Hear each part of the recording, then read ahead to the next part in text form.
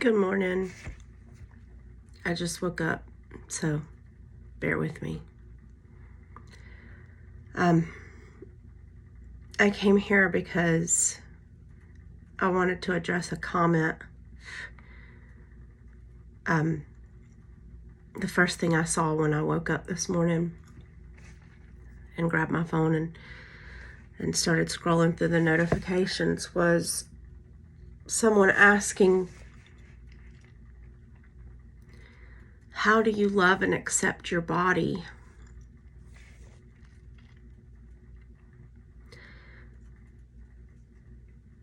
And 4 years ago, I didn't.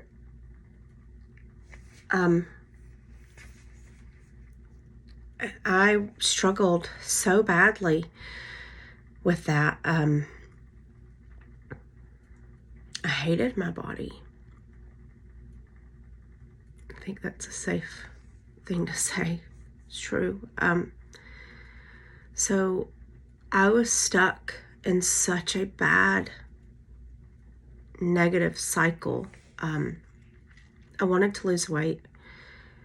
I had learned so much about nutrition and exercise, and y'all, the first 2 hours after I wake up, I do nothing but sneeze and blow my nose. Okay, I'm allergic to everything, especially cats. And we have a few cats. So bear with me.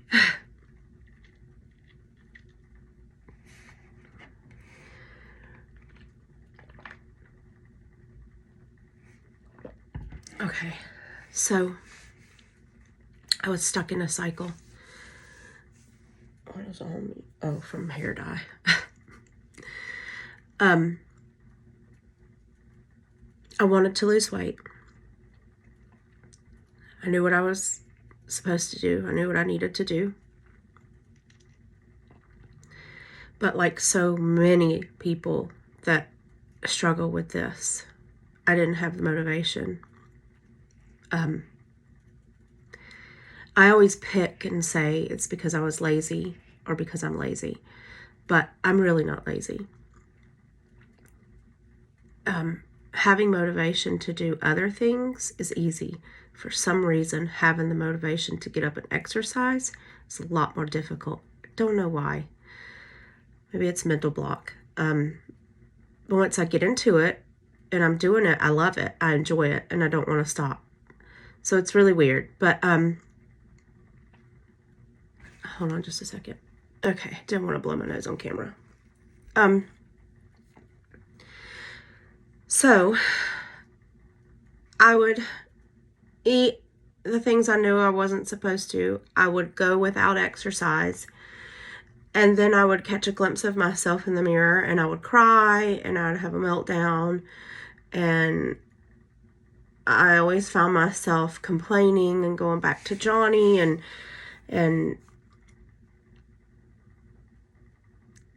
poor Johnny. I've put him through it.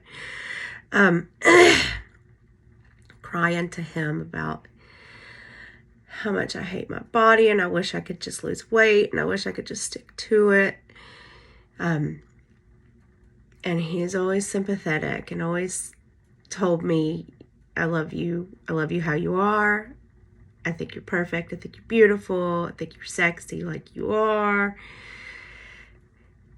But if you want to lose weight and you want to make a change, you can do it. You just have to do it. But hearing those words, usually we're like, thank you, but that doesn't help. And then I also had this thing where my kids, they still make fun of me, where I would say, look, if y'all see me about to get into something I'm not supposed to have, correct me, tell me not to do it, slap it out of my hand. It didn't always work. It rarely worked.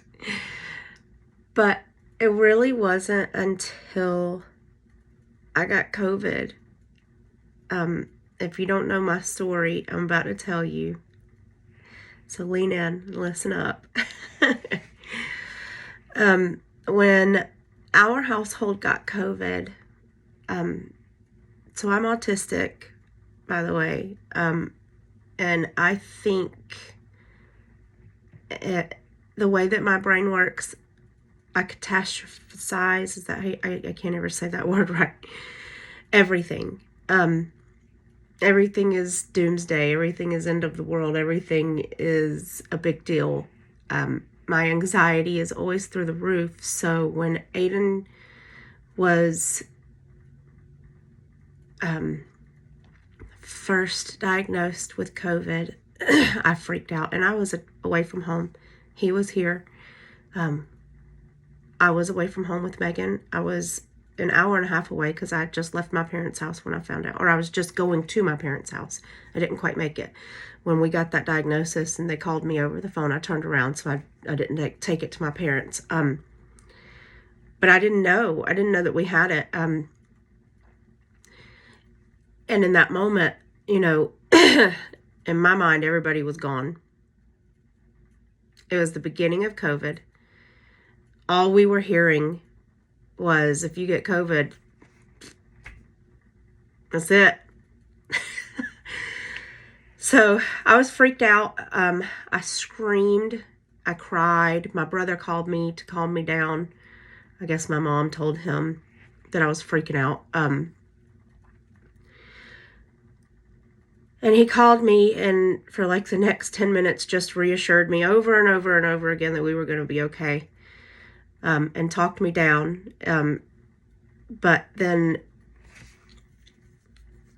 a few days later, our whole house had it. We were really, really sick. It was so bad. I have video of it. We were filming the show at the time, and we thought, we might as well film this. If we go, you know, at least there's a record of what we went through. So me and Megan were filming everything. We ended up in the hospital, Megan and I. And we were in the hospital, I think, for 3 days, which I know is not as bad as other people's stays, but it was scary. My husband, my kids couldn't be with me. I had to be there by myself, thinking this was the end, and that was really rough. When I came home, I was on oxygen, and I was on oxygen for 3 months after that. And it was, like you saw, Megan, in Too Large, where it had to be the long oxygen hose so I could make it around anywhere, because I had to keep it. It was so bad that I had to keep it on even when I walked to the bathroom. Like, it was bad. Every breath was a struggle, and every time I had to get up and move, it was really bad. And I prayed a lot. I prayed a lot. Talked to God about a lot. Talked to him about everything. And somewhere in all of that, God gave me this epiphany, this aha moment where everything just kind of came into perspective for me, I guess. And it really was like that. I realized that I had wasted so much time on what others think of me. I've wasted so much time on what society and the media told me about myself. I had wasted so much time hating myself. And for what? What did it get me? Nothing good. Because hate's not going to get you anything good. And it just all seemed so pointless. I did my nose again. I'll be right back.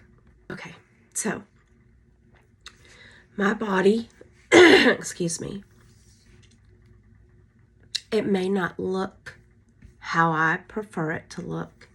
It doesn't look like the girls in the magazines that we're told are the way we should look. My body looks like a woman that has had 4 children. My body looks like a woman that has gone through lots of depression and downtime and wanting to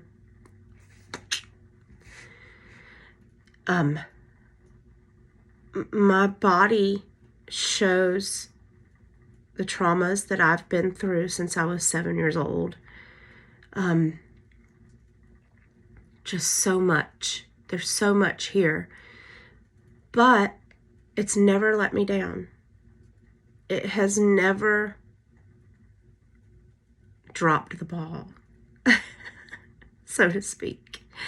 You know, it carries me and all of this extra weight and all of this that I've put on it, and it gets me through every single day without fail. It carried my 4 children. It brought them into this world. You know, excuse me. I look at other women that are my size and bigger or smaller, and I'm able to look at their bodies and appreciate their curves and the beauty of their bodies and just the softness of them. And I looked at me and did not give myself that same admiration. I didn't give myself any kind of grace at all. Even though I thought other bodies that looked like mine were beautiful, I couldn't turn that around on my own body, and I don't know why. Excuse me again. I told you the first 2 hours were rough. But in that moment, everything, all of that, all of the self-hatred, it just washed away. I tell people I still believe in miracles because of this. Allergies, y'all. I no longer hate myself. I no longer look at my body and think any negative thoughts. I want my body to be better because I want to be healthy and I want to be around for a long time. There are things that I want to be able to do that my body does hold me back from. I try to push through as much of the things that I can't do as possible and do a little at a time so that I can build up to being able to do those things. Hiking long distances, big inclines, all of that stuff, that's part of it. Walking out in the heat, all of that stuff, you know, my body, it does have a hard time with it, but I push through. I do it a little at a time, more and more and more, until I can do it. I also learned, so there are things sometimes that I'll hear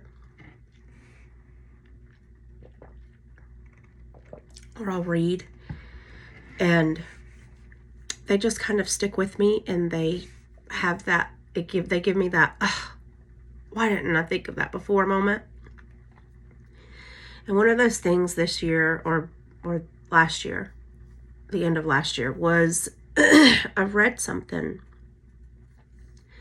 One of the people that I follow shared, because I only follow positive, uplifting accounts, y'all. One of the people shared something that said, your brain believes what you tell it, so stop telling it bad things and only tell it good things. And I really just kind of sat with that for like a week. I couldn't get it out of my head. We spend so much of our lives telling ourselves bad things because somebody told us something negative about ourselves, or showed us something negative about ourselves, or the media brainwashed us to believe that if we weren't how they said we were, then we were imperfect. And we believed it, and we ran with it and started telling ourselves that. And we became our own biggest enemy by all of the negative things that we told ourselves. You can't do that. You can't constantly put in bad and expect to get anything good. You just can't. So, your brain believes what you tell it. So only tell your brain happy, uplifting, positive things about yourself. And eventually, your brain is going to believe it. If it stops hearing all of the negative things and it only hears all of the good things, what else does it have to go on? So every time that you have a negative or sad or demeaning or mean thought, push it away. You literally have to force it out of your mind. I pray mine away, and then I replace it with something good. Or I tell the devil to get away from me. Because that's not from God. And you replace it. You replace it with good things. And if you're somebody that needs the visual, post those Post-it notes all over your house with affirmations that will remind you of how wonderful you are, and to accept yourself how you are, where you are now.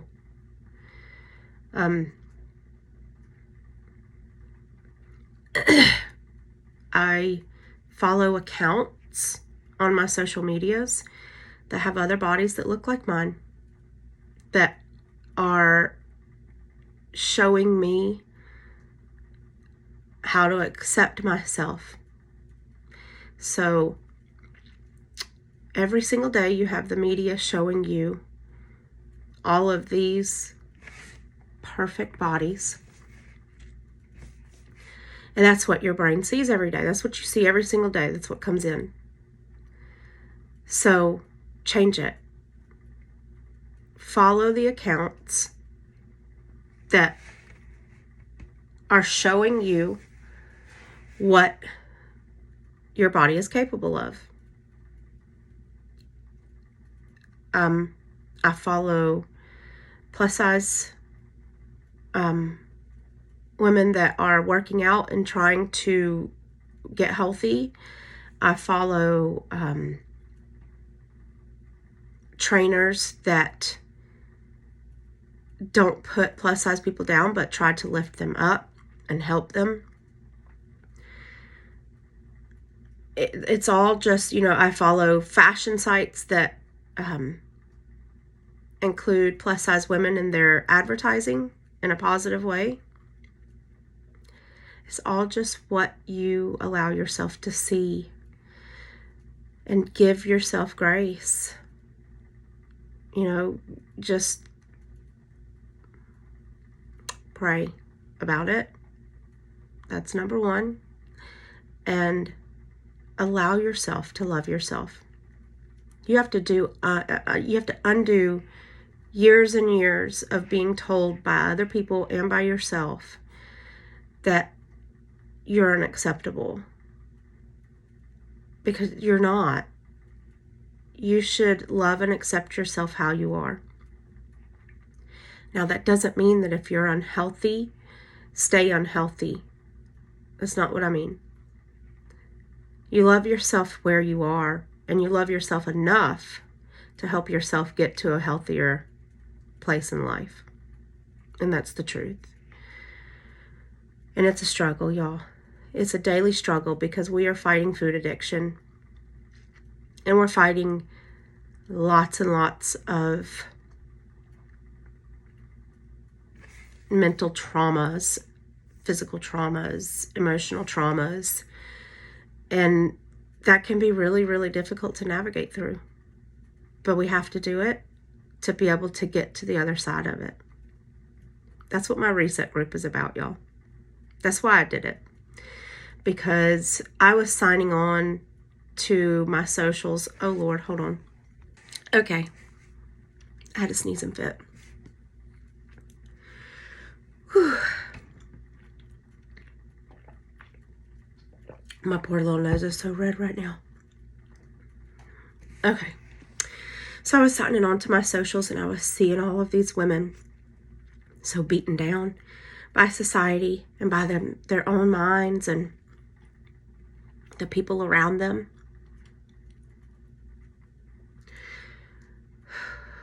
I kept myself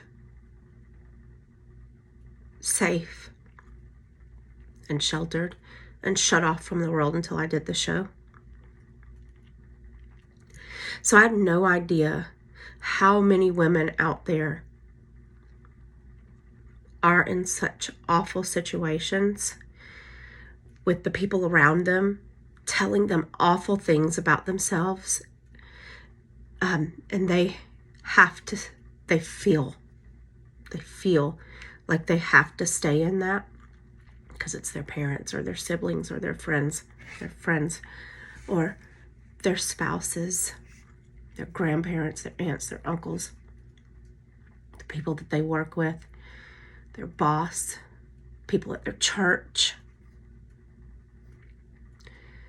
all telling these women that they're unacceptable, that there's something wrong with them, telling them awful things about themselves, that they're stupid or they're ignorant or they're ugly or they're too fat to be loved.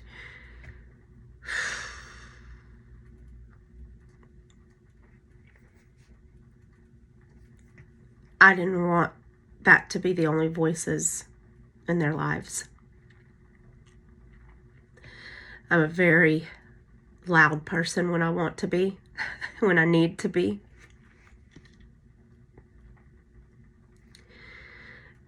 And I wanted Reset to be a place where these women can come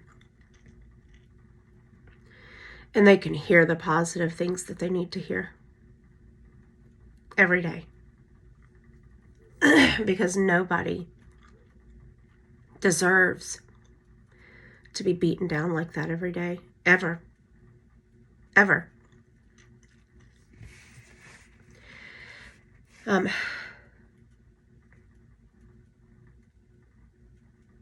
So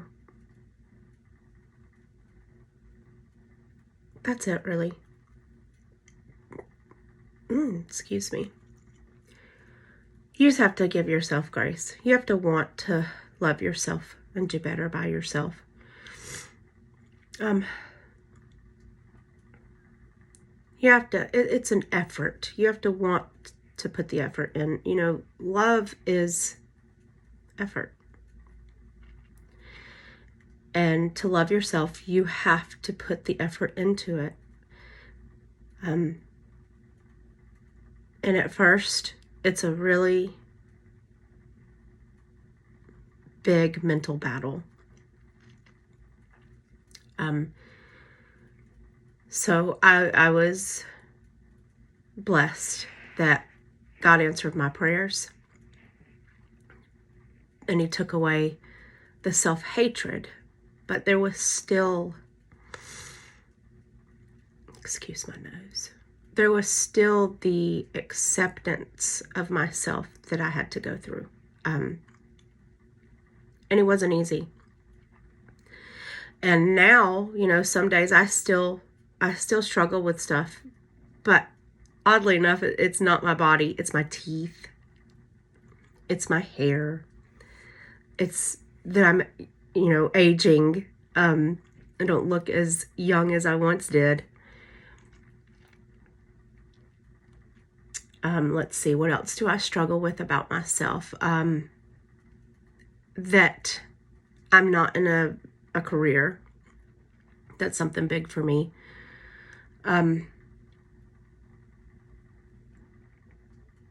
it's just other stuff, it's like